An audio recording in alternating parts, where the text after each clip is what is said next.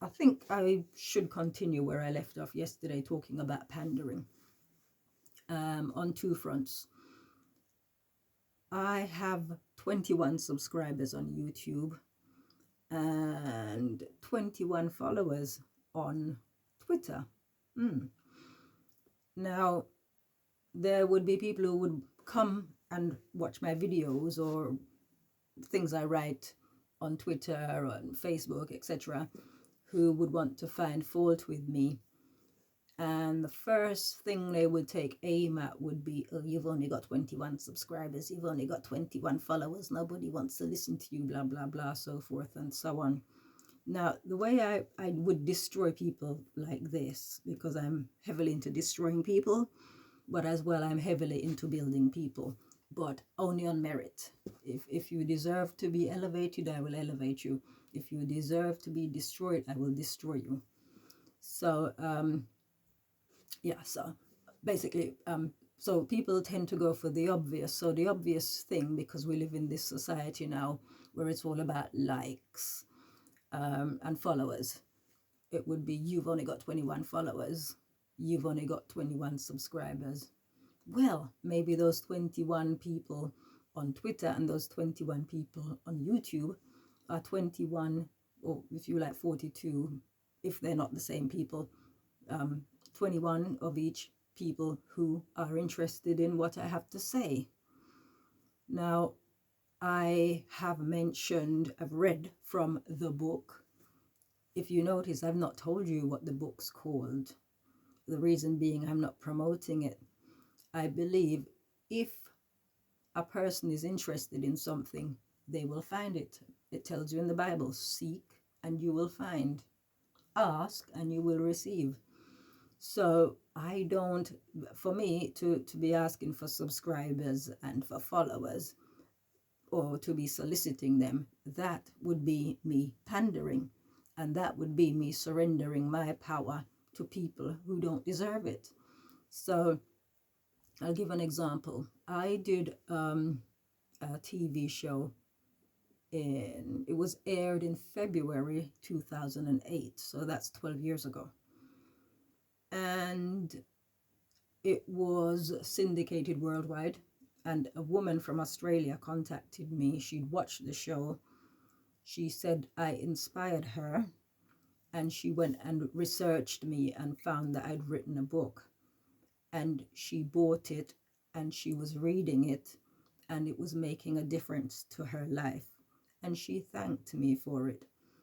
So we entered into a communication for a while, but you know, that was her experience. I was out there doing something, she saw it, it inspired her, and she acted upon the inspiration.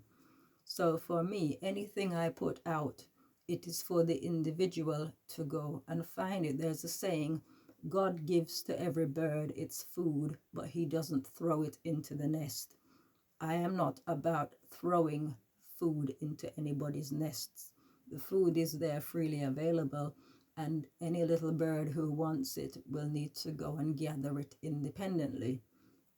So straight away, anyone listening to this who would want to find fault with me has been slapped in the face, right? So no, I'm not all about subscribers or followers, and no, I don't need anybody to listen to anything that I have to say or to watch anything that I put out there. It is up to the individual. You see, that's how you take power away from people. So straight away, it would be an idiot who would try to come and criticize. There's a passage in the book where I talk about, if I can find it, I talk about how mocking works. Mocking only works if it bothers you. I won't bother reading it because you'll get the idea. It only works if it bothers you. And so I'm not going to go into anything. There's something that I could use as an example, but I don't want to go there. I can't be bothered. It's to do with you know, football players experiencing racism on the pitch. I could tell you how I would deal with it, and that would quickly shut everybody up. But you know, that's not what I'm here to talk about. So anyways, yeah, so mocking only works when it bothers you. So I've had people over the course of my 54 years, I guess, try to find things, or rather pick at things that they think bother me, only to find it doesn't. So we could say, for example, like I was having a conversation with someone a couple of days ago, as regards work. I had a delivery, and now for me, the most precious commodity right now is time. Time is, I make do with the 24 hours that I've got, but a few hours more in the day would be useful. Some people would view money as more important than time, and it doesn't matter how much they have, they can never have enough. And that's another slap in the face to people who are money minded when they find out that you're not at all interested in money. Another thing, as you can see, I've got these little tiny studs. These are the only earrings that I wear ever. And aside from that, I don't wear jewelry. So again, it's a slap in the face to people who think, right, you're a woman, you must be materialistic. So, these are just small examples. So the fewer things you have that people can attack you on, the fewer things that matter, like another thing that people try to do is attack me via my age, because I don't dress age appropriately. I dress how I want to dress. I like what I like. Let me show you my shoes. Give me a moment.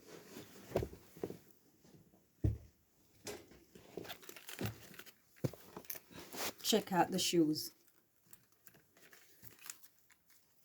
See? So one of the things that people have tried to do to me, because, they see me rolling out in the hoodie, they try to put me down because they think that's all there is to you. That's how you dress. You're just, you're nothing. And then I turn up at an event dressed to the nines. If you want to, you can go and find my Instagram and you can see the pictures there. And I turn a dress like that, slap in the face. So I don't need to, I'm a shoes and pretty dress freak. You can't tell by the way I'm dressed, but I love pretty little dresses and shoes. And, well, I'm not into designer. I don't have any designer outfits. I just like what looks good. And so I've turned up at events, parties and things where people are attending who've never seen me in anything other than the hoodie in my uniform. And it's silence. The eyes start dancing in their heads. And you see, so this is the values that people put on themselves. They think that you value yourself. Well, I can only speak for myself. They think I value myself in the same way. So basically, the more, the fewer hang-ups you have in life, the less people are able to get the better of you, because people always attack at your weakest point. They always think. So, for example, people may come on the comments. I go back to that TV show I did. I wear black nail. If I'm wearing nail varnish, it's usually black because black goes with everything. So on the TV show, I had black toenails. And I remember someone putting a comment, oh my gosh, her toenails must be rotten, blah, blah, blah, blah, blah. That's why she's wearing black nail varnish. And I'm sitting there and I'm reading these comments and I'm just laughing. I'm thinking, how sad of an individual do these people have to be they don't know me, they've never met me, but have such strong opinions. So, this is the world in which we live. We're surrounded by this type of people, and some people are sensitive to such comments. But the thing is, I know I'm sort of drifting in and out of different topics, and I'm supposed to be talking about pandering. Nobody would be if everybody worked to become the best version of themselves, i.e., strive to be as perfect as possible. As I've said, I don't need to go out wearing the pretty dress and the pretty shoes and the makeup and all of this to feel valued, or to have people look at me and tell me, oh, you know, you're gorgeous, you're fantastic, you're this, you're that. I don't need that. I can go out looking as rough as I choose to if I want to, because my value is not in the externals. It's about how I feel about myself. So when you're in a when you are that kind of person, if you can get to that position in life when nothing anybody says or does to you can touch you, that is when you will start experiencing joy and peace. And as I said, nobody can touch you. So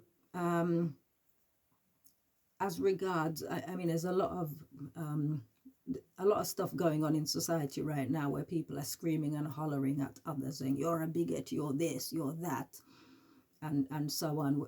I've had people do this to me because I'm not tolerant. Being tolerant isn't my goal. I don't want to tolerate anyone. If there is someone who is in an unfortunate situation through no fault of their own, of course I will have compassion.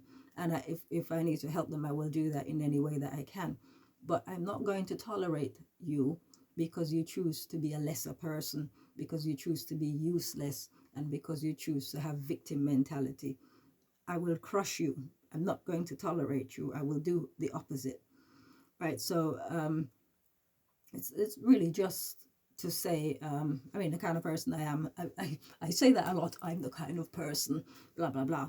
But really, I am a little tiny person, but I'm really ferocious. I know how to get into people's heads, but I will only get into your head and destroy you if you try to mess with me. And I think, you know, people seem to think that we in this world we can have peace by just being nice. Nice doesn't work. Sometimes you have to be like a really ferocious monster in order to sort of put the other monsters back in their box. If you're I don't know, if you're the kind of person who has got more going for you than the other person, and when I say got more going for you, meaning you add more value to society than to the person who would be shouting you down and trying to, you know, prevent you from stating your opinion. So it's like we're all supposed to have rights, freedom of speech and all of that. But if you've got somebody trying to tell you that you're not allowed to say that, I don't get this. I say what the hell I like. Obviously on social media, I can't. On YouTube, I couldn't, because I would get banned, and I'm not here to get banned. But the only way to sort of if you want to have peace in your own life, you have to take it. You can't wait around for other people to give it to you. But I know I went around and about the houses, but like I said in a previous video, like my friend says, pick sense out of nonsense. But really, it's just to say nobody needs to pander to anybody. Respect should be earned, and at the end of the day, if people want it, I'm speaking for myself, they have to earn it. And on that note, see you later. I'll be back tomorrow, hopefully.